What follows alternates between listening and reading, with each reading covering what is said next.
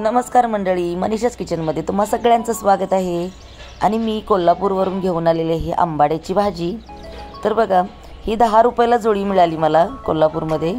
तर मग मी मुंबईला येताना घेऊन आले। आता ही भाजीची आपण काय करूया, पानं काढूया। तर बघा, इकडे भाजीची पानं मी काढलेली आहेत। ही भाजी ना अप्रतिम लागते, खूप टेस्टी लागते आणि मला सुद्धा फार आवडते। अक्षरशः बघता क्षणी मी घेतलेली ही भाजी। आणि बघा, ह्या भाजीची फक्त पानं जी आहेत ना, ती मी अशा पद्धतीने काढलेली आहेत।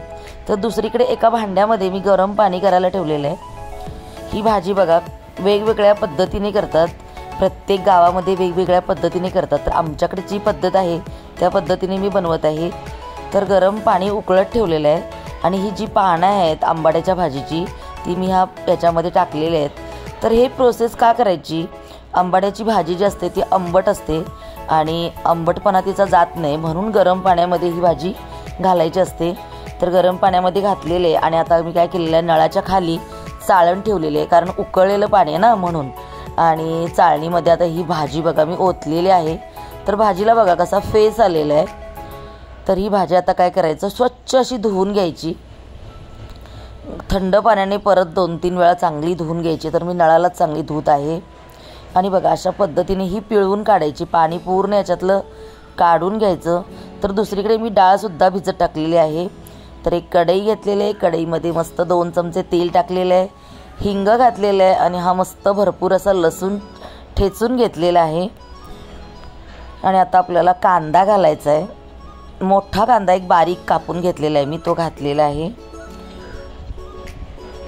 कांदा लसूण चांगलं आपल्याला काय करायचं आहे, परतून घ्यायचं आहे। प्रत्येक गावामध्ये प्रत्येक शहरामध्ये काय करतात, वेगळ्या पद्धतीने भाज्या बनवल्या जातात।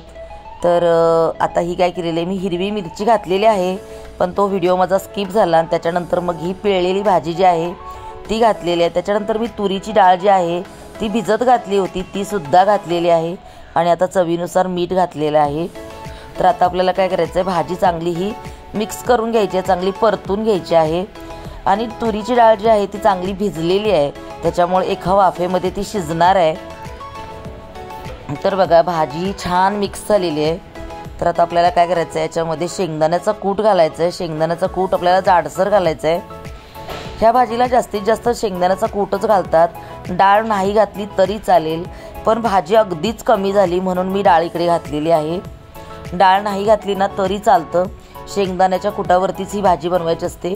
पण मग भाजीला डाळ नाही घातली तर मग भाजी पुरणार नाही, म्हणून मग मी डाळीचा वापर केला। आणि तिकडे शेंगदाण्याचा जो कूट आहे थोडा जाडसर आहे, थोडा बारीक पण आहे, तर तो मी घातलेला आहे इकडे 3 ते 4 चमचे घातलेला आहे।